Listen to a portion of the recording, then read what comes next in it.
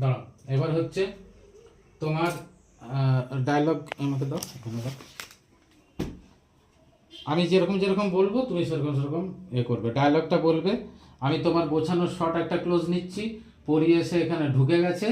এবার পরির ডায়লগ, পরি কিউ দেবে, বাবা আমার একটা নতুন মোবাইল লাগবে। তুমি ঘাটটা ঘুরিয়ে তাকিয়ে ডায়লগটা বলবে প্রথমে, ঠিক আছে? গোছাতে থাকো। Rolling, action.